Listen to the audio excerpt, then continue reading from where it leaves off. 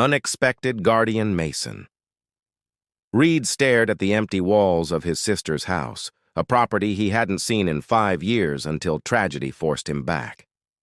3 days ago, Rachel's car had skidded on black ice, and now he was expected to be a parent to his 9-year-old niece, Lily. The attorney's words still echoed in his mind. Sole guardian and Rachel's wishes. "Uncle Mason, you're doing it again," Lily said, tugging at his sleeve. She stood in mismatched socks with untamed curls framing her face. "You're staring at nothing." Mason cleared his throat. "Sorry, just thinking about what to pack." "I already packed," she announced, pointing to a small backpack overflowing with stuffed animals and comic books. "Not a single practical item in sight." "We'll need more than that, kiddo." The word felt foreign on his tongue. He'd never been good with children, even his own niece. Rachel had visited Chicago once a year, bringing Lily along, but their interactions had been brief, structured around museum visits and pizza dinners. Mason's phone buzzed. Another message from his architecture firm in Chicago asking when he'd return. He ignored it. How could he explain that his carefully designed life had been completely dismantled? Later that evening, after boxing essentials and arranging for movers to send the rest to his beach house in Sandpoint, Mason watched Lily picking at her takeout dinner. "Not hungry?" he asked. "Mom made better noodles," she replied simply, dropping her fork with a clatter. The silence that followed felt suffocating. Mason had no response, no comforting words. He was an architect, not a father. He designed spaces for others to live in, but had always kept his own life meticulously empty of attachments. Their first week at his beach house passed in a blur of awkward silences and small disasters. Lily flooded the bathroom, painted stars on his office wall, and refused to attend her new school. When she finally went, Mason received a call by lunchtime. "Mr. Reed?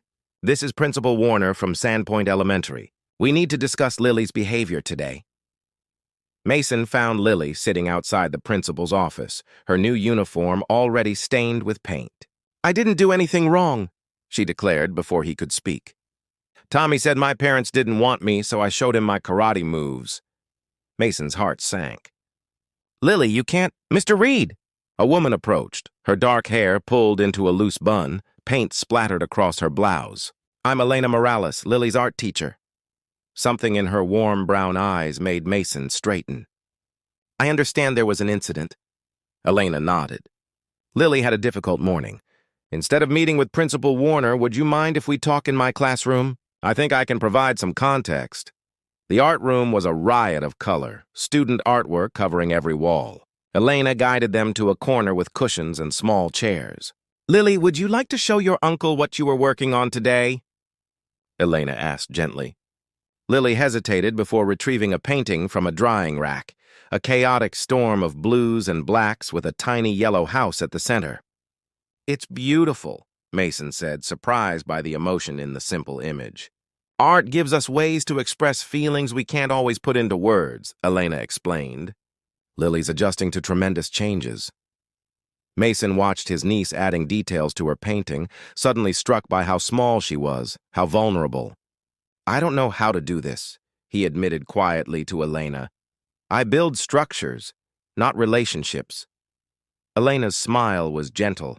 "Sometimes the strongest foundations are built slowly, one small piece at a time." As they left the school, Lily slipped her hand into his, the first time she'd reached for him voluntarily. Mason felt something shift inside his carefully constructed walls. This wasn't in his plans, but maybe, just maybe, they could build something new together. Classroom collisions. Elena Morales tapped her pen against her desk calendar, circling the third parent-teacher meeting that Mason Reed had missed this month. The man was an enigma, attentive enough to ensure Lily arrived at school with completed homework, but seemingly determined to keep any personal involvement to a minimum. "Miss Morales?" Lily appeared at her classroom door during lunch break, clutching a stack of drawings. "I finished these for you." Elena smiled, making space at her desk. "Let's see what you've created." The drawings revealed Lily's world. Her bedroom at Uncle Mason's house with its ocean view, the lighthouse they'd visited last weekend, and several of Mason himself, always drawn from behind or at a distance, his face turned away. "These are wonderful," Elena said. "You're really capturing details in your architectural drawings," Lily beamed. "Uncle Mason says I have a good eye for structure.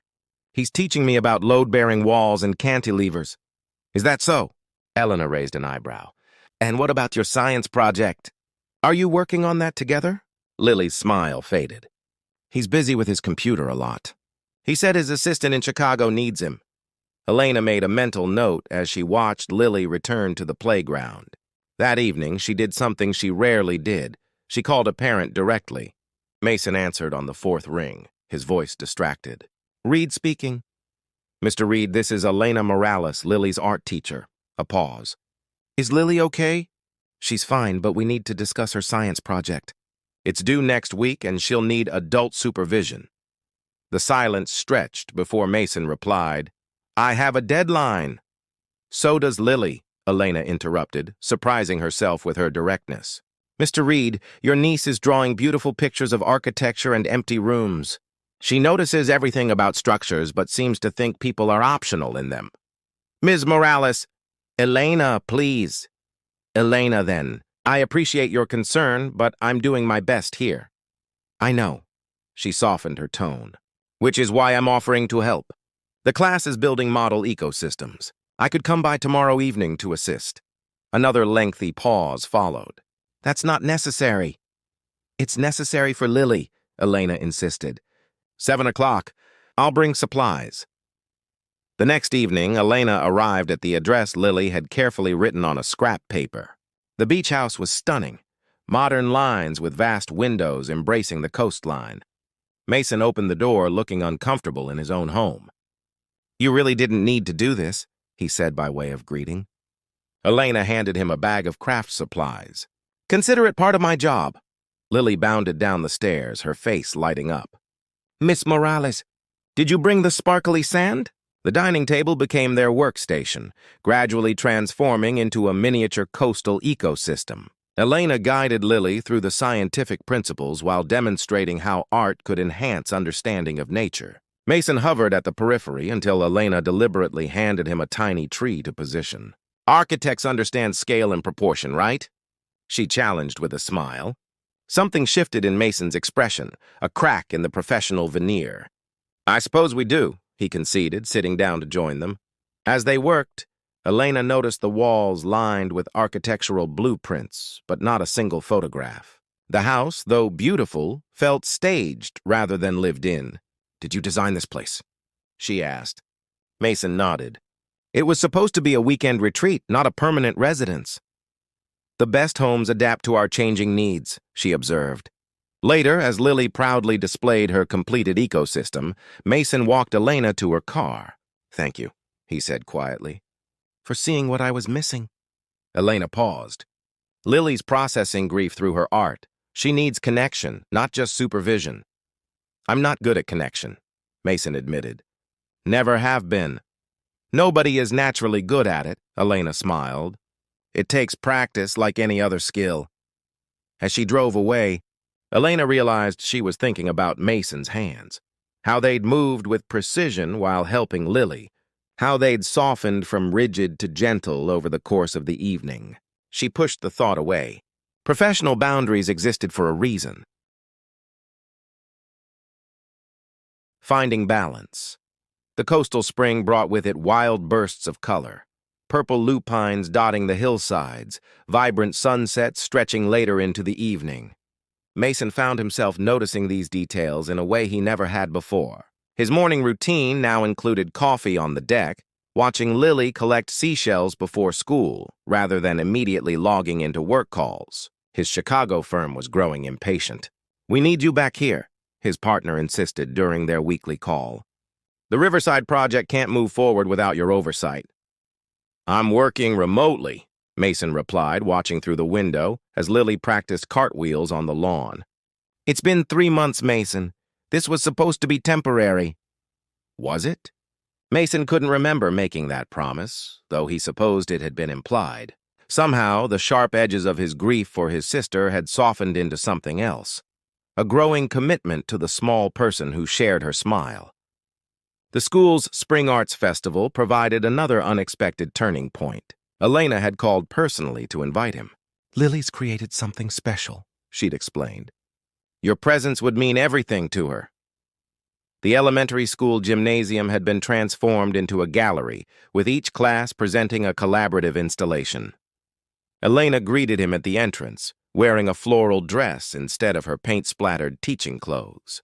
Mason felt suddenly aware of his heartbeat. "You came," she smiled. "Lily's been watching the door." "I wouldn't miss it," he replied, surprising himself with the truth of those words. Elena guided him through the exhibition, explaining the concept behind each class's project. When they reached the third-grade display, Mason stopped short. Before him stood a miniature cityscape, buildings constructed from recycled materials, streets lined with tiny paper people, all illuminated by delicate string lights. "Our theme was community," Elena explained. "Lily designed most of the buildings." Mason knelt to examine the intricate details. The centerpiece was unmistakably his beach house, but transformed, surrounded by gardens and connected to the other buildings by bright red bridges. "She called it connections," Elena said softly.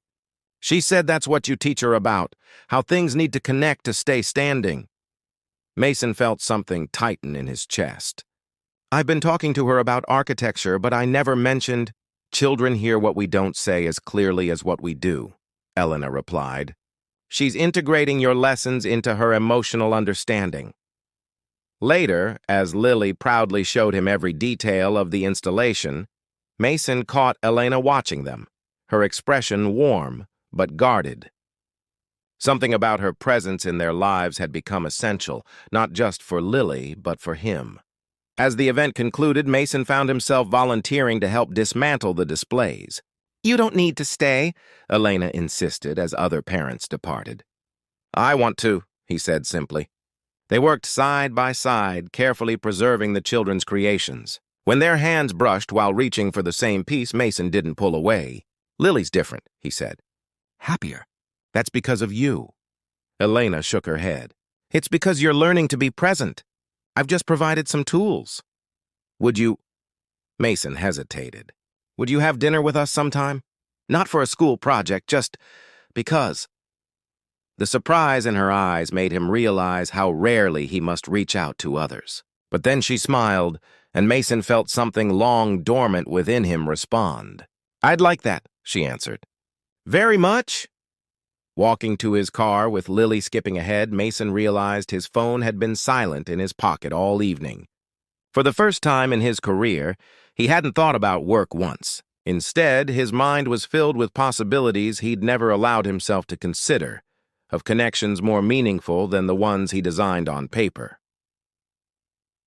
Summer lessons. Summer arrived with languid heat and endless blue skies. Mason had negotiated a partial sabbatical from his firm, reducing his workload to local consultations and remote reviews. The decision had been met with disbelief from his partners, but for once, Mason found himself unmoved by their opinions.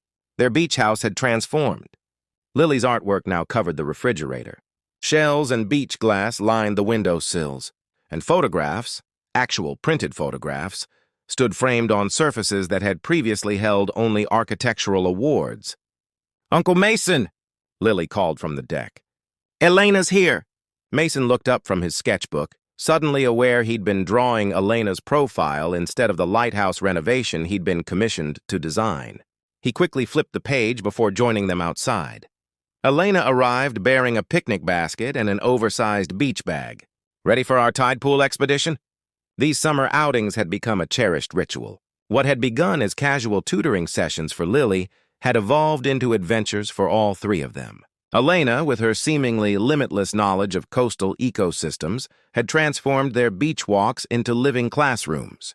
"I found the field guide you recommended," Mason said, holding up a well-thumbed book. Elena's smile made something warm unfurl in his chest. "A dedicated student," she teased. They spent the morning exploring tide pools, Lily darting between rocky outcroppings while Mason and Elena followed at a more measured pace.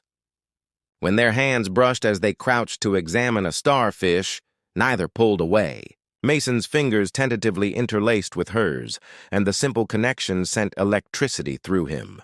"Is this okay?" he asked quietly. Elena squeezed his hand in response. "More than okay." Later, as Lily napped exhausted on a beach blanket, they sat with shoulders touching, watching waves chase the shoreline. "I've been offered a fellowship," Elena said suddenly, "at the Pacific Arts Institute." Mason felt a chill despite the summer heat. "That's impressive."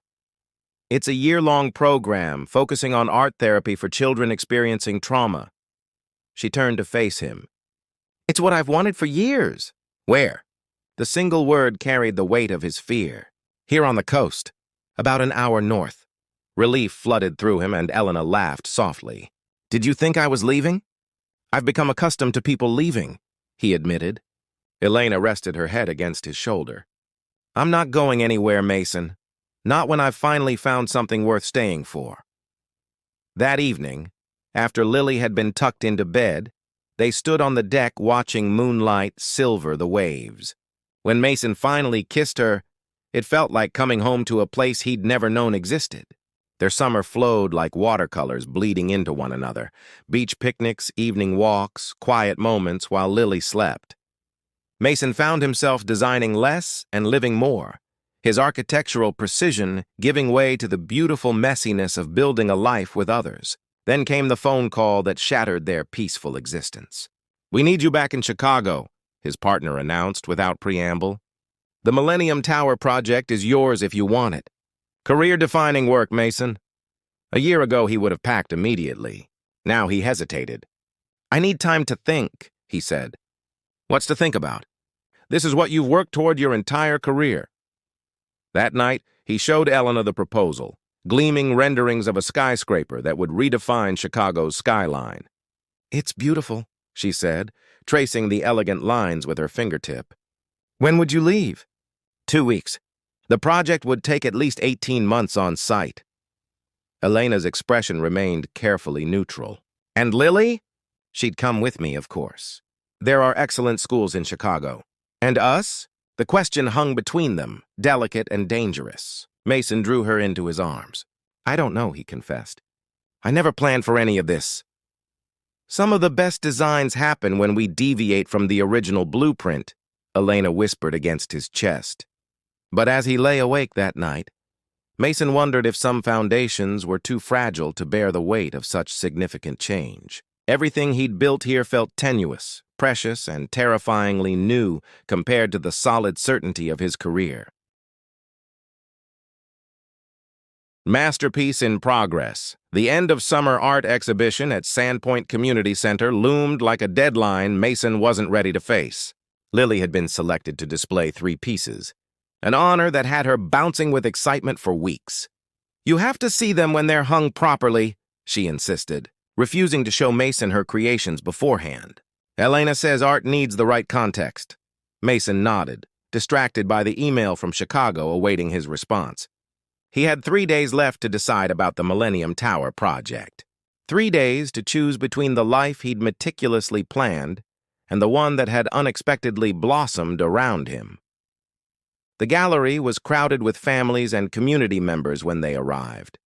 Elena greeted them at the entrance, professional in her role as exhibition coordinator, though her eyes lingered on Mason with questions he couldn't answer.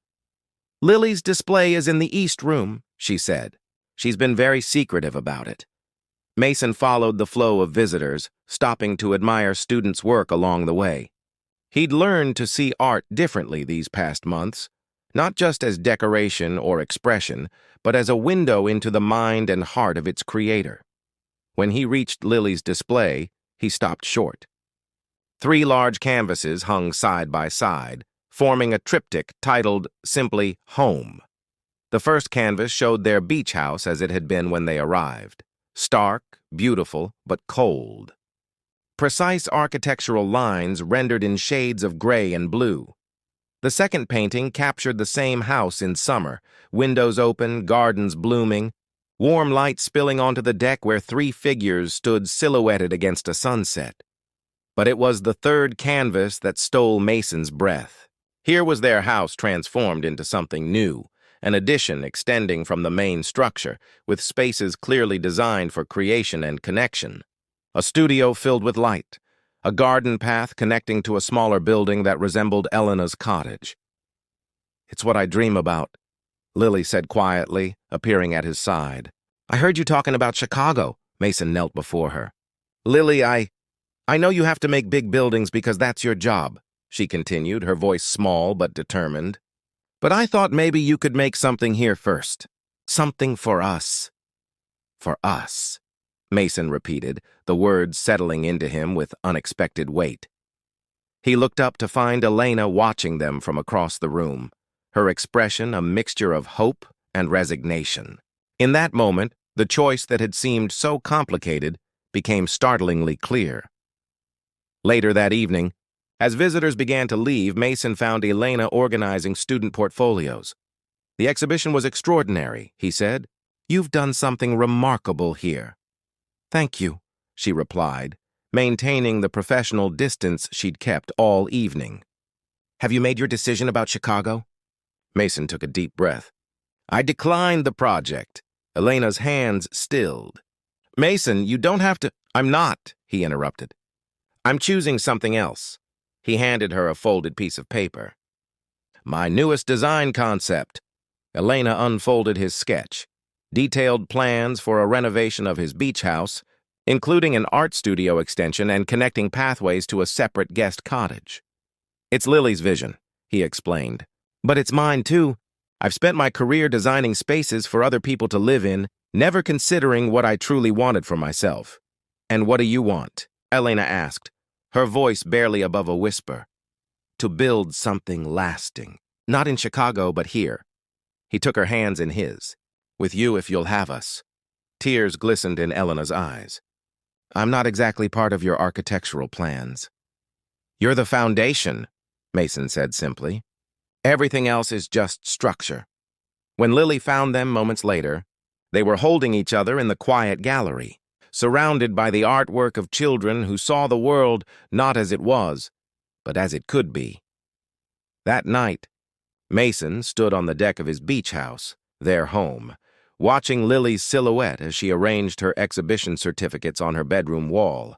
Elena joined him, slipping her hand into his. "Are you sure about this?" she asked. "It's a significant change of direction." Mason smiled, thinking of all the precise, perfect buildings he'd designed, none of which had ever felt as right as this imperfect, evolving life they were creating together. "The best architects know when to revise the blueprint," he said, pulling her close. "Sometimes the most beautiful structures are the ones we never planned." Above them, stars punctuated the vast canvas of night sky. And Mason Reed, who had once measured his worth in stories of steel and glass, finally understood that the masterpiece of his life was still very much in progress, with endless possibilities yet to be designed.